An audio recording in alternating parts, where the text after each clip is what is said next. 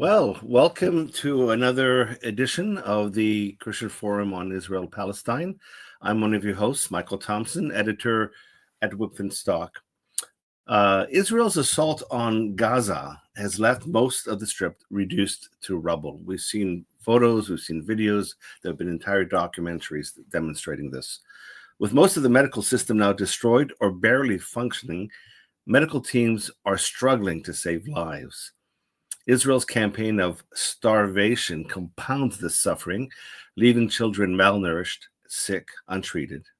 Today we speak with Dr. Victoria Rose, who we will be calling Rosie by her nickname and by her choice, who is a surgeon who has witnessed the crisis firsthand. She shares stories from inside Gaza's shattered health system and describes the physical and emotional trauma endured by civilians and the urgent need for the world to respond. This is a rare and raw look at the human cost of a war inflicted upon a civilian population. To begin with, let me introduce you to my co-hosts who will be joining us now. Here we go. Gary Burge from Calvin Seminary. Bruce Fisk. David Crump. Rob Dalrymple. All our titles are somewhere in the mix. And Rosie, Dr. Rose. So let us jump right in. I think there's a good bit to discuss here. Dr. Rose, or Rosie, is a National Health Service plastic surgeon and the chair of the UK Specialty Advisory Committee on Plastic Surgery Training. But she also works with an organization called Ideals, a doctor's charity that has been supporting trauma care services in Gaza since 2009. UNICEF estimates that more than 1,000 children in Gaza have become amputees since October 23. In March, Dr. Rose spent 2.5 weeks working at the European Gaza Hospital in Khan Yunis, and this was not her only trip there. So let's jump right in. Rosie, many of us have seen your interviews on Democracy Now!, on YouTube, other media. You've done a good number of these. What can you tell us, since some time has elapsed since your time in Gaza already, about what can you tell us about the present conditions? What are you hearing? So we're still very much in contact with our colleagues in Gaza. We have quite a few WhatsApp groups going, particularly with our surgical colleagues at the NASA complex. So we are very in touch with what's happening at the moment, and there hasn't been any improvements in the situation since I left on the 4th of June. I think the main issues for them now are still the levels of starvation and the lack of medical equipment that's getting to them. But we had heard at the end of last week that they had started to see a surge of patients presenting with an acute paralyzing illness. It's been affecting adults and children, and they had seen it before the war, but they would probably only see 1 to 2 cases a month. It's very akin to a Guillain-Barré syndrome, which is a sort of flaccid paralysis that we sometimes see in autoimmune diseases. And they're seeing a huge number. They reported 100 cases at NASA. So it's a real issue, and they've been requesting the treatment for it really is intravenous immunoglobulin, which is a form of an antibody, which is quite readily available across the UK and America. But obviously there isn't any in Gaza, and they have been putting out multiple requests to all of the NGOs to see if people can bring it into them. So that's been the main thing that's been on our horizon, really. Rosie, what are the manifestations or symptoms of that condition? It's a sort of progressive paralysis, really. And it can be fatal if it's not treated. I mean, if it progresses to paralysis of the diaphragm, it tends to affect most skeletal muscle. So once it progresses to paralysis of the diaphragm, then you need to be ventilated. So it's quite a serious disease in the UK, but and in America. But we tend to pick it up quite quickly, and we don't tend to see it because it is reasonably well treated. Is this brought on by the compounding conditions? I mean, is it food, the lack of food more specifically, that is? I think the feeling is that it's a culmination of many things. I think initially it is definitely due to the level of malnutrition that we're seeing there. And that's really because malnutrition, one of the first things that it does is lower the immune system. So your ability to mount an immune response goes right down. So definitely it's compounded by the malnutrition. But I think also, the situation that most Gazans are in now is not one of good sanitation. So lots of people, in fact, most of the population are now living in tents. There's no clean water. That was an issue when we were there in June, that there is no clean water left. There's no sanitation. So most buildings, I think 70% of infrastructure has been destroyed. So there are very few buildings that have sort of sewage systems and water. So it's a culmination of that lack of sanitation, that lack of immune system, then the nutrition that we're seeing, this malnutrition that we're seeing, and obviously on top of that, the lack of medical supplies to treat this illness. Rosie, you said sounds like something your organization are going in and out of Gaza. I mean, my impression has been that Israel was keeping most people out, of course, journalists to be sure, but is there different criteria for medical personnel like you and Doctors Without Borders? We do have a criteria, and most of the NGOs are controlled by the WHO and the United Nations Emergency Medical Team Program. There's a few charities that operate outside of that directly with Israel, but most of the big NGOs, and certainly my charity, operate through the EMT system. So you make an application to the WHO and the United Nations. You have to be registered as an emergency medical team to do that, but you make an application for members of your team to get into Gaza, and there's a bus that goes in on a Monday and a Thursday, and equally the same, or a different bus comes out on a Thursday and a Tuesday. At the moment we fly to Amman, you make that journey, you get your seat on the bus 2 weeks beforehand, so flights are booked at the 2-week point. We fly out to Amman. You have to be in Amman the day before the bus leaves to go through security briefings with the United Nations, and then you pick the bus up from the 7th Circle in Amman.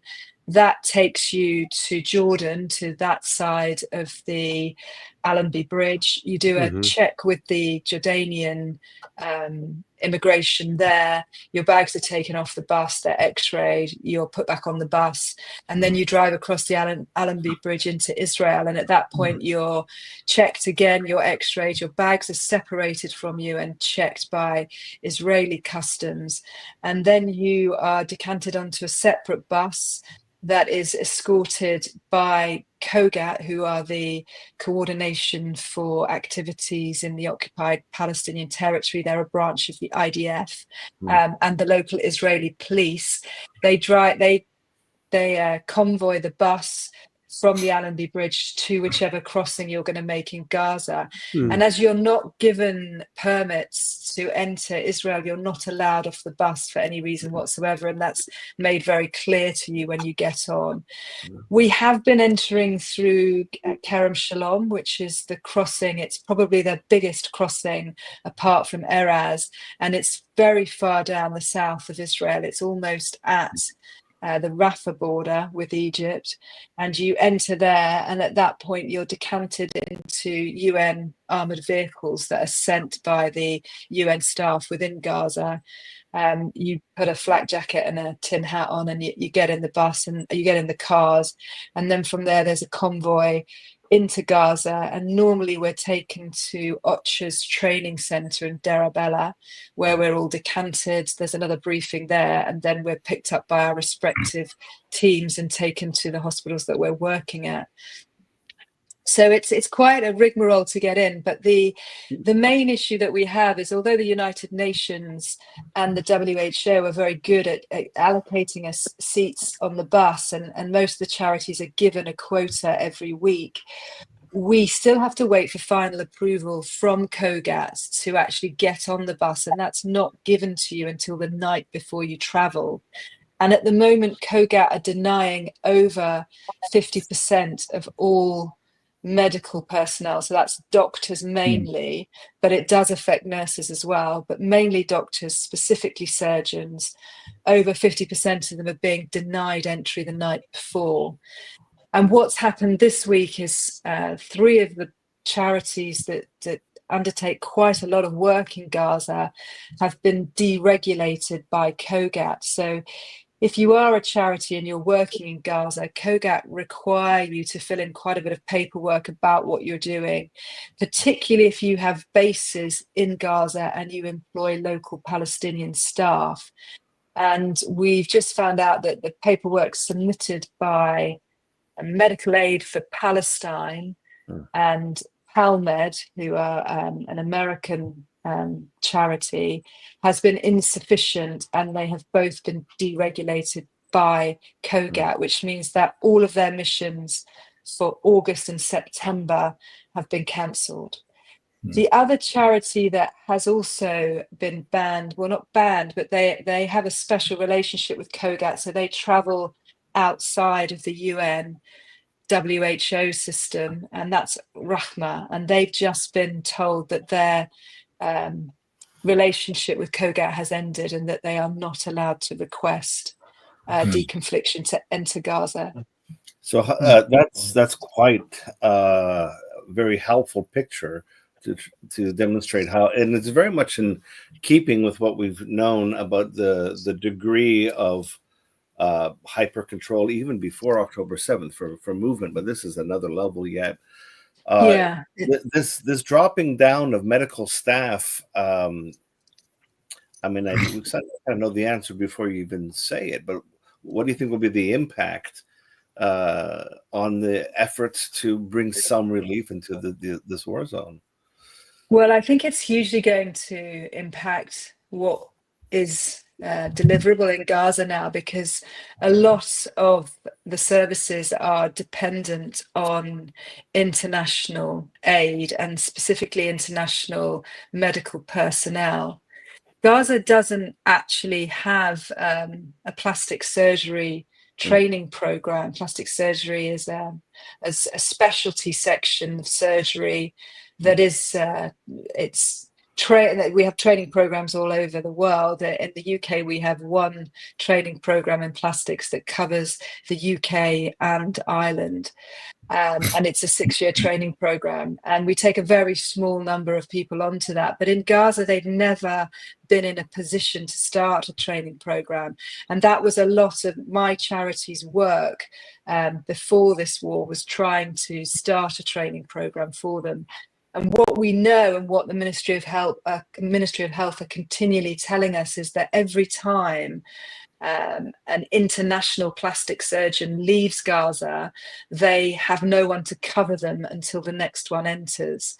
So we had a situation in May of last year where a plastic surgeon from Thailand left at the beginning of May, and I was the next plastic surgeon to enter at the beginning of August. And obviously when I got there in the south, the workload was just incredible, and people had been waiting for months to have their wounds, skin grafted, debrided, closed. It was a huge amount of work for us. I mean, I was there for the month, so we did make a big start, but we have tried through our charity to coordinate plastic surgeons so that we have one going in most of the time, and that we never have a gap of more than a month. But a lot of our plastic surgeons are going in with medical aid for Palestine, so that this is really going to affect what we can do. I think, to put it in a perspective, a lot of people think that plastic surgeons just do facelifts and tit jobs, which is really not what we do. We are instrumental in reconstructive surgery, so we are the people that reconstruct major trauma. So it's our job to cover all of the open fractures. We do a lot of amputation, we do nerve repairs, we do tendon repairs, we do all of the facial injuries. We're responsible for a lot of hand surgical procedures, hand surgery, trauma, cleft lip and palate. All of these things is part of our work. So to not have a plastic surgeon in this war is pretty devastating for the population. For listeners, you may want to check out Dr. Rose's Instagram page, where she actually shows some of this cases of a boy, I recall, with the ankle off, and another boy whose leg had to be grafted shorter in reconstruction, and so on. So thank you for clarifying that so eloquently. How long can a population like this continue? I know that's hard for you to answer, but it sounds like the situation is so dire that this is unsustainable. I mean, are we looking at the number of deaths and whatever just exponentially going up in the next couple of weeks or months?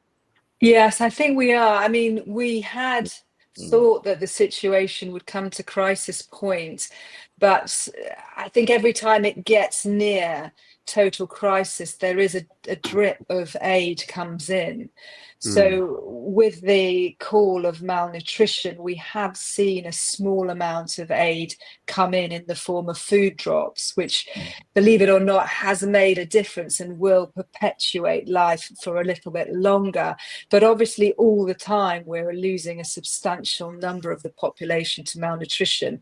But the total end seems to be perpetuated by this dribs and drabs of aid that gets in. And we see that with medical supplies as well, just as we think that we will have to stop working, a small amount of aid gets in. You mentioned the famine or the lack of food. Do you think that's what's changing things on the ground, or changing things in the imaginations of people around the world? Is it starvation that is triggering a sea change in thinking, as opposed to the carnage of war? I think really it's the images that we're seeing come out of the starving children that has influenced a lot of the population now. Certainly in the UK, it is the thing that seems to have started a change towards the way in which we're perceiving what's going on. And I think it's a very powerful image, because obviously for us, we're equating it with the last images that we saw in the UK of this scale, which probably was Ethiopia, which provoked a huge mobilization, particularly on our UK soil, to assist in that humanitarian crisis.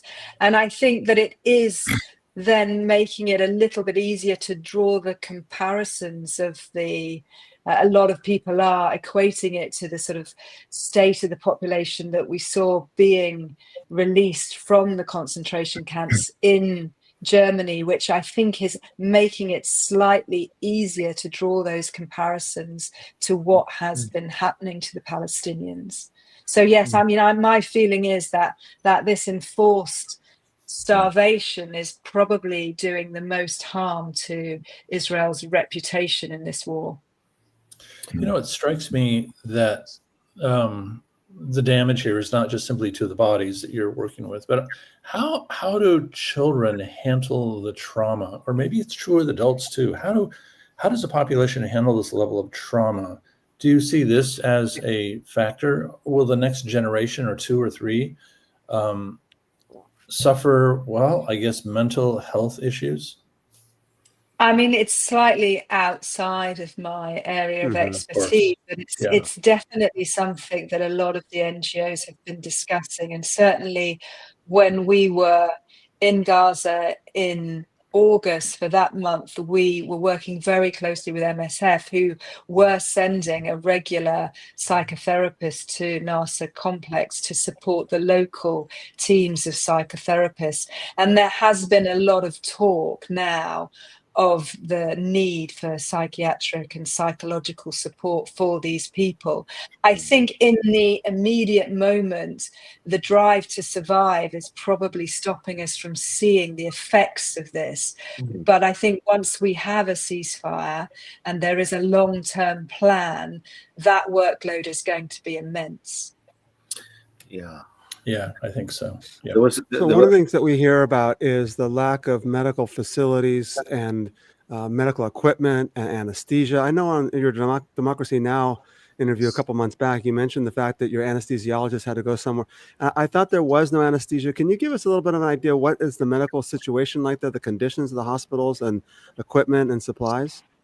We were, I suppose, fortunate at the NASA complex in that we had two large NGOs working on the ground with us. So Médecins Sans Frontières France were running two of the theatre rooms in the ground floor building, and UK Med were running the emergency department. And because of those two large NGOs, some medical supplies were getting to us because the trucks that MSFF had and UK Med one would be diverted to NASA and not just to their field hospitals. So we had some supplies, but not enough to keep the whole hospital going. And what we really saw was a lack of analgesia rather than anesthetic. And it's very, they're very intertwined, those two branches of medication.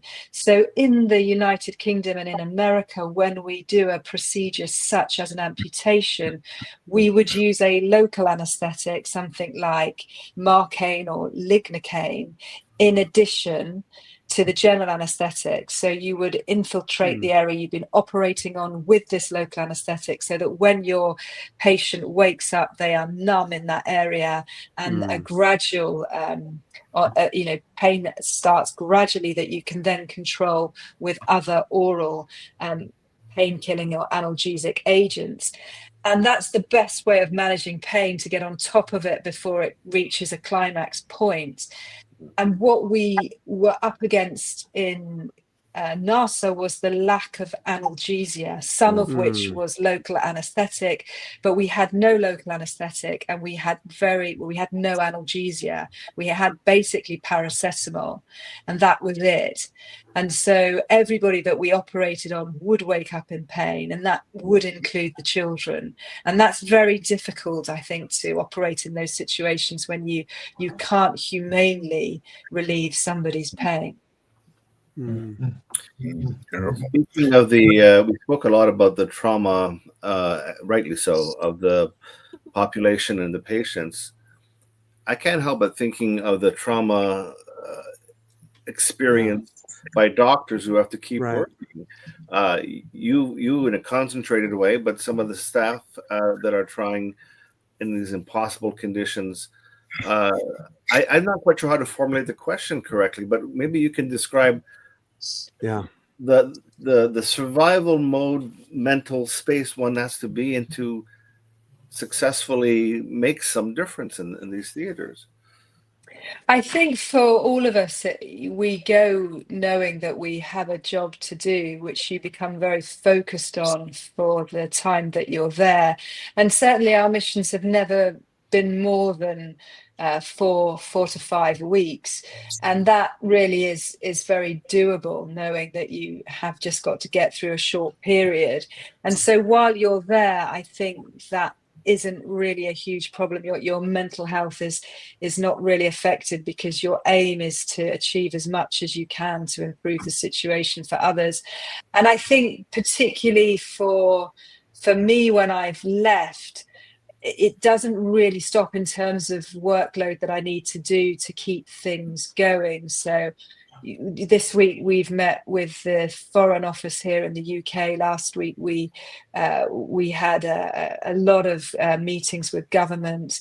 My colleagues have been all over Europe trying to lobby different members of parliament. We're obviously doing a lot of procurement of equipment still.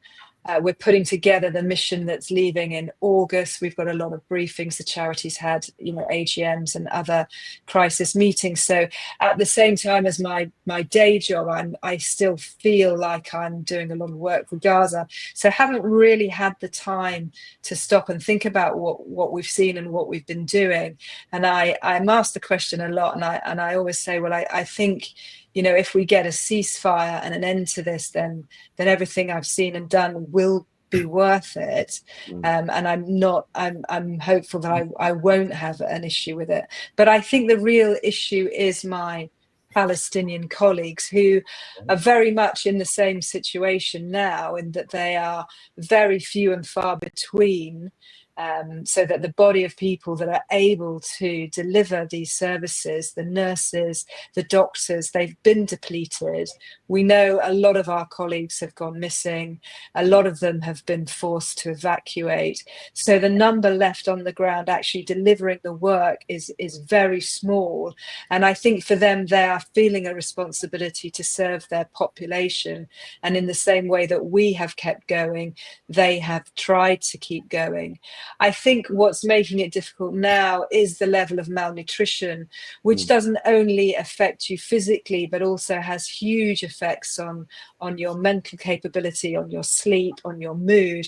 But also for a lot of my colleagues, their time now has to be spent sourcing food for their family, as well as their work that they're carrying out at NASA. And it's becoming very difficult for them to keep going. So even for yourself, you have to keep, here you're surrounded by people who are starving, and yet you have to keep working. So I suspect that the organization has to keep a regular diet coming to you and to your staff. And that would set up a kind of interior conflict in a way. Well, we were told this time before we left that we had to take food with us.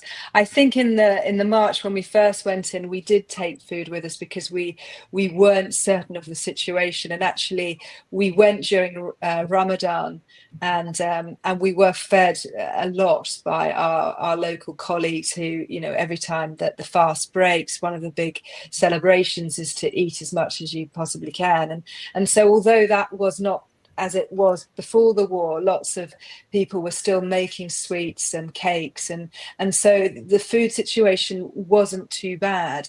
Obviously in the August we were there with MSF, and they had a supply of food coming in for their staff, and they didn't just feed their international staff, they fed their local staff, and they actually fed all the patients in their area of the hospital. So food was coming in. This time we were told to take food with us, and as you're limited to one bag, you're only allowed to carry one 23-kilogram bag now with you.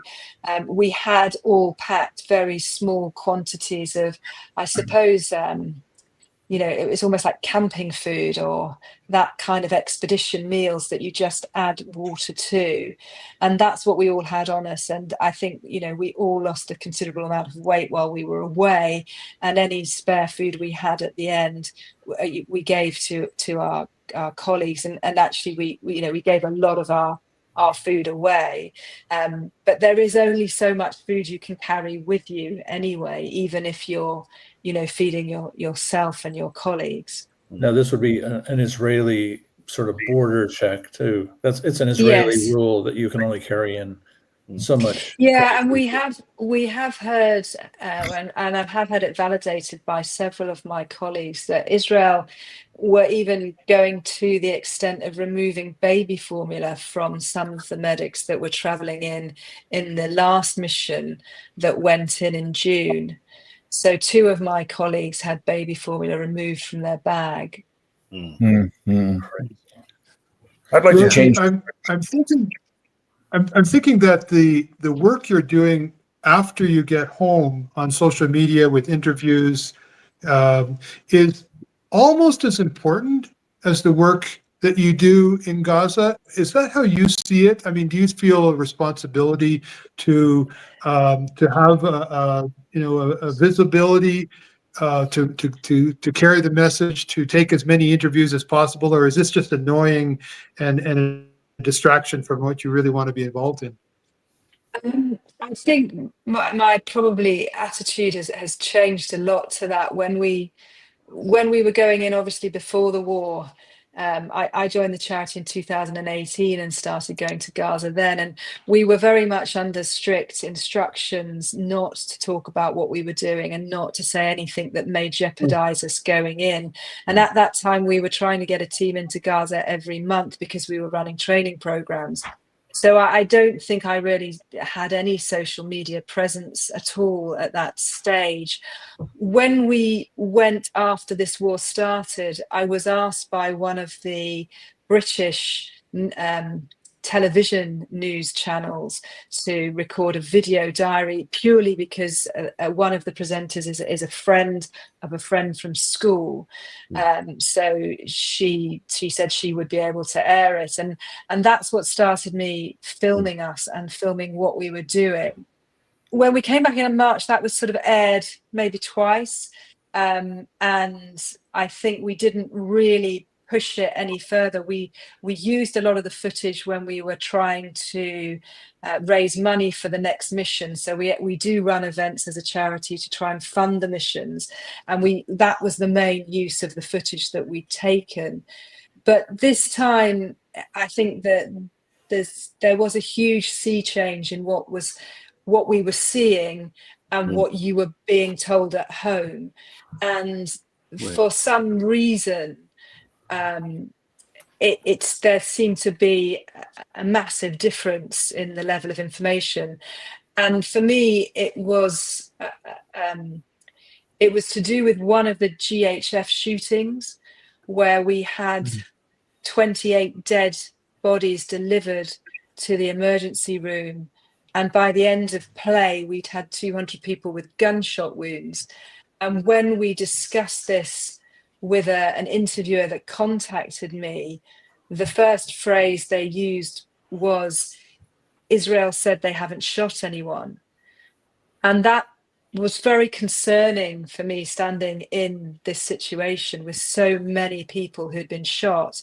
And I wasn't really posting much on Instagram, and I had been sending all of the video that I was taking to Philip, my boyfriend, and he and I had a conversation, and I said, I think we should probably post everything that's happening, because you're not seeing what I'm seeing. And that was the real drive for it this time, was that it was very evident that things that were happening were being misreported. And I think luckily people just contacted Philip about, he ran the Instagram page, and luckily he's retired, so he had a bit of time on his hands, and he was answering the direct messages that he was getting. And then the direct messages started to come from media outlets, from other television companies in the UK, and then from television companies abroad. And so he was setting up lots of interviews for all of us to do, and feeding them all our footage. And that's when things started to become a bit of a problem, because it was, while we were there, difficult to get up through our operating lists. But at the same time, I think we all suddenly felt the need to engage with media. Rosie, this begins one of the topics that I wanted to talk to you about too, about the GHF food distribution program, and whether you'd had much contact with that, and seeing the kinds of casualties that we hear about, at least from independent news reporters.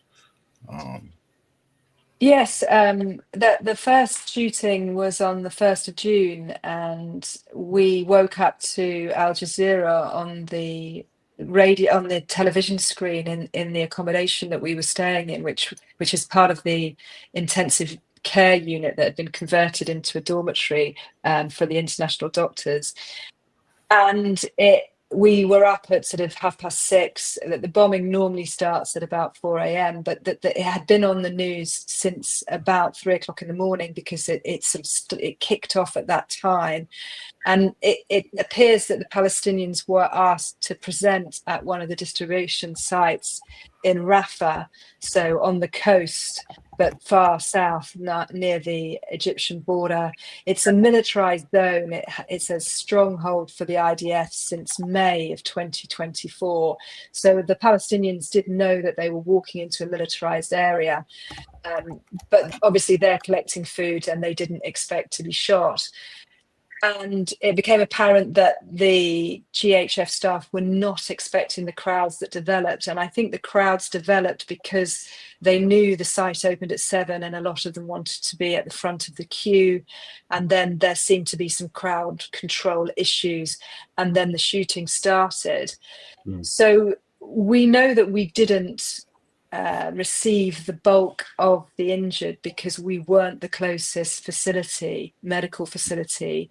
UK Med and ICRC both have field hospitals near that Rafah border, and they took a lot of people. So for 28 people to be delivered to us dead, we knew that wasn't the full picture. And then the gunshot wounds started to come in. And it became very difficult because obviously you feel that this must be the IDF, or this must be somebody shooting the Palestinians, and then you're told, well, it's not, we haven't shot anyone. And then you have to look at the situation rationally and think, well, I haven't seen that. In fact, I haven't seen any guns on the Palestinians that I've been treating in all of the time that I've been to Gaza. So I don't know how they would have got that many firearms to shoot that many people. And that was the first thing that went through my head. And then obviously number two, why would they shoot each other over food? It just didn't seem to add up. And if so, the numbers didn't make sense. I couldn't understand how 200 people would be shot. And then number three, we were asking them what had happened, and they were telling us who shot them. And that was the real drive to change the narrative, I think. None of it made sense. It didn't make sense, and it wasn't what we were being told on the ground. So, Rosie, assuming for the moment that the IDF is doing the shooting at a food collection site, what have you? I'm sure your staff discussed this. What is it? Do they think it's crowd control? And if there's a riot for food, they just shoot directly into the crowd to dispel the crowd? I don't know. I can't really explain it. I think the most rational way of looking at it is, obviously this company have no experience of aid distribution, and that is very clear. They are not the United Nations, and they do not have the partnerships that the United Nations have. And I don't think the United Nations themselves at any point would have tried to deliver food aid in this way in Gaza by themselves. And I think that stuck out very clearly. So I think they were overwhelmed. I don't think they had any idea how desperate the Palestinians were and how many of them would come. And I do think that initially crowd control may have been the start of it. But there are IDF staff as well at these sites, and it was clear from the people that the shooting was done by both groups. On a related note, Rosie, earlier in this catastrophe, we heard a lot from Israeli spokesmen about the way Hamas would use hospitals as cover for their activities. And I'm wondering, have you ever seen any evidence of Hamas fighters using your hospital or another hospital for their, cover for their activities? I have to say, I'm asked it a lot, and I'm, to be honest, I'm not really sure what Hamas looks like. I haven't seen them since this war started. We did used to see them when we entered before the war. They would patrol the first checkpoint after Eraz, but I certainly haven't seen anyone in any combat uniform apart from the IDF. And as I said, I hadn't seen any guns at all apart from IDF. And you don't actually come into contact with IDF that much as a doctor in Gaza. So no, I hadn't seen it, but there is the possibility that, you know, they may walk amongst us and I just don't know what I'm looking for. But certainly everybody that I dealt with was there doing one thing, and that was trying to save the lives of small children that had been blown up. And there is no way that any of the people I worked with would have had the time or the energy to engage in anything else. So I can honestly say that I do not believe any of the medical team, local or international, has anything to do with the conflict going on. Which just that phrase you said, that everyone was there working on children throughout this conflict, throughout this I often call it just the slaughter, but anyhow, there have been reports from different doctors, such as Dr.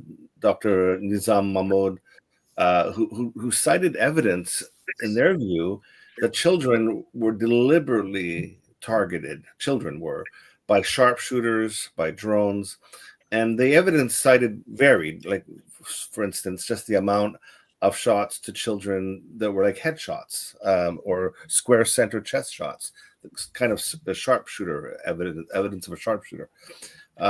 So I guess I'm asking, in the midst of all of this, the Israelis have mentioned Hamas, have mentioned gangs, have mentioned everything but themselves as responsible for these. What is your take? What are people telling you, survivors? You've hinted at it a bit, but specifically in relation to children, are they collateral damage, or are they part of a terror campaign? How would you describe your witnessing of these victims? I think my experience is very statistical, really.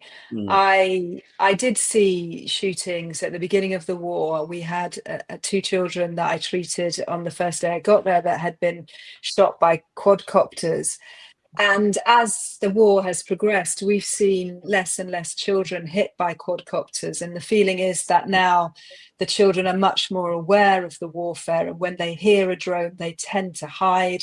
Whereas I think at the beginning of the conflict, they were very intrigued by these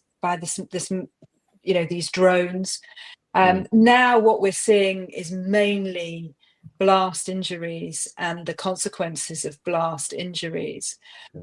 As the war's progressed, the number of children I've seen injured has exponentially increased. So this trip that we've just done, I operated on a minimum of 10 children every day, and a minimum of 5 of them would be under the age of 14.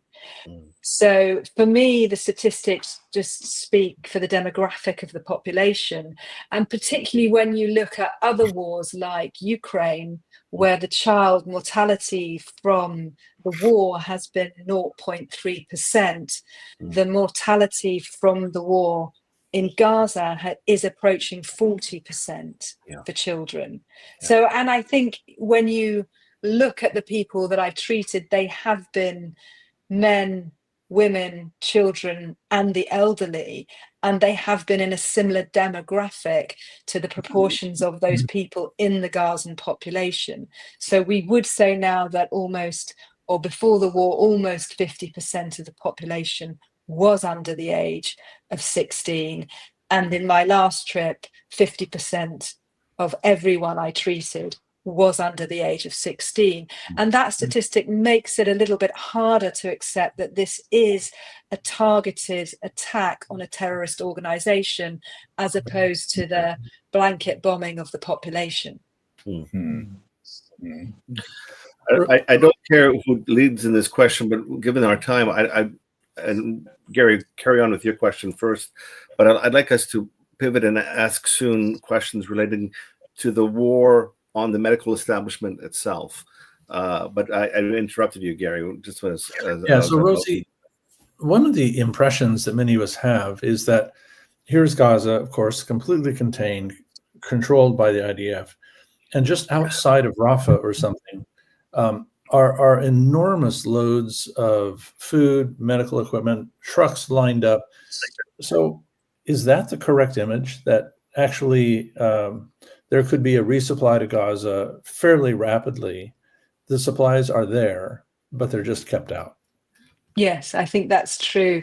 I definitely saw in the March trip, and I have footage of at least 2 or 3 miles of trucks backed up to Rafah that weren't 2 or being 3 allowed. miles of trucks? Yeah, that weren't being allowed entry in. And certainly when we arrived in March, the guy at the front of the queue had really lost his shit, for want of a better word, because his truck contained perishable items, and he was just screaming and shouting at the ground staff at Rafah to let him in. And I think we didn't see it at Kerem Shalom because the trucks aren't parked up there, but we certainly heard that when the aid restriction was lifted momentarily after the March restrictions and a few trucks entered, there was a huge disrest amongst the NGOs because only the MSF trucks were still waiting at the entry point. The others had been turned away. So we do know that the trucks are there and ready to come in. And it's just the IDF that is the obstacle. It appears to be Kogat that is the obstacle, a branch of the IDF. It's difficult to get to the bottom of exactly why and why not trucks are entering. Right. Thanks. Terrible. I mean, one of the things that keeps being discussed is the blockade on food is because Hamas are robbing the trucks and selling it on the black market and then creating a financial infrastructure that will allow them to buy weapons to attack Israel. But that is not really the answer. The answer then would be to flood the market with food so that it was not so that a black market couldn't develop. Right. And by doing so, you would stop, and if that is true, you would stop Hamas from making money, and you would also stop the malnutrition that we're seeing. But nobody seems to have got an answer to why this method hasn't been used. Well, that's a very good question. I hope someday you have the chance to ask someone who would squirm in your presence as you asked it. Rob, can you put up? Yes, indeed. We just have a little chart here with some numbers that Rob's going to put up relating to the status of the medical infrastructure as it is. And I really want to just touch on, in the minutes we have left, this question of how much the medical establishment itself is under attack. So just here's some statistics that are just handily put there. 17 of 36 hospitals in Gaza were partly functional in December of 24. Can you read that, Rosie? Okay. Yeah. Okay, good. 94% of Gaza's 36 hospitals have been damaged or destroyed. Over 1,000 healthcare workers have been killed in Gaza since October 23, and so on. I've watched, I'm sure you have, and including the documentary you posted, at least 2, maybe 3 documentaries on medical establishment in Gaza being under duress and even under attack, including assassinations, targeted assassinations of doctors. I guess I'm just going to invite you to reflect on that a little bit. What have you heard from your colleagues in Gaza? Clearly this is hampering, as you've already alluded to, the efforts to make a difference. What are your thoughts? This is not an accident. There seems to be a pattern to this, frankly. Yeah, we were in a really dire situation when we were there in June. At that stage, I think they had estimated that only 20 out of 38 hospitals were in service, and there was only 54 operating rooms working out of 100 and something. We know that in the south, there is only one hospital functioning at the moment, and that is the only hospital that has the capability of generating oxygen. And that hospital feeds all of the NGO's field hospitals. So there are 5 field hospitals in the south at the moment, run by MSF Belgium, MSF France, UK Med, and then there's a Jordanian and the Kuwait field hospitals as well, and ICRC, and all of them depended on the NASA complex for piped oxygen, as well as a lot of them depending on NASA for blood bank stores. And we know that all microbiological and biochemistry tests were done there, and that the cold chain, so that the instruments needed to run these investigations, have been dismantled by the blockade on medical supplies entered. And it was stats like only 2 CT scanners haven't been destroyed in Gaza, and every single MRI scanner has now been destroyed in Gaza. So it does appear that there has been a dismantling specifically of the health system, which hampers the response that the Palestinians have then to this war. Rosie, we want to thank you so much for your time and for giving us this opportunity, and more than anything, thank you for the work that you're doing and for your heart to serve the people of Gaza. Many of us on this call, of course, have dear friends over there and dear loved ones, and we care for the Israelis and the Palestinians, and we want to see this stop as well. Can you, as we close here, tell us what is the message you have for us? What do you want us to take back to our constituents and for those who are listening as well? I do think that the narrative is still very controlled, and even in conversations that we've had with the Foreign Office this week, I was asked that if I could prove the number of children that had been targeted, it would make it easier for the UK government to take action. And I find that quite disheartening when I've been sort of standing on my soapbox shouting about the number of children that I've seen.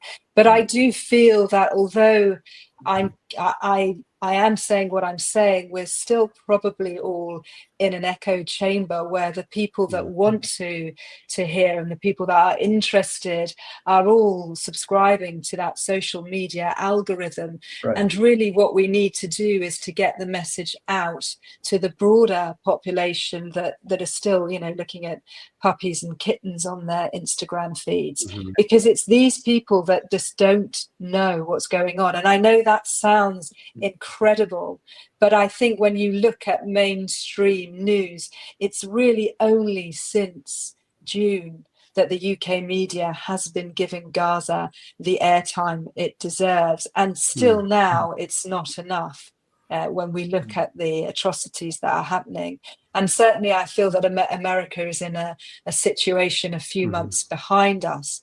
So I would say we need to keep talking about this. We need to keep reposting all of these images, and we need to make sure that the entire population understands what is happening, because there will be a point when people will be asked, how did we let this happen? And I think at the moment it's very easy to say, well, we didn't have any idea, because the narrative is very controlled. Thank you so much, Rosie. I just want to ask you only this. Do you have any parting words in terms of either your charity or anything you want our listeners to connect with you with, or anything like that? Anything that we can do here to amplify your voice? I find that people often, Rosie, ask me, where can I send money? And they don't know how to do it effectively and safely. Yeah, that's a good addition, Gary. Thank you. I mean, I'd love to obviously champion my own charity, which is Ideals, IDEALS. That's International Disaster Emergency Aid and Long-Term Support. We've been in Gaza since 2009, and we're a very small charity, and all the money we raise is spent on medical equipment that we take to Gaza and getting doctors out there. But I think in this day and age, we need to look at the other bigger organizations that have had their funding cut.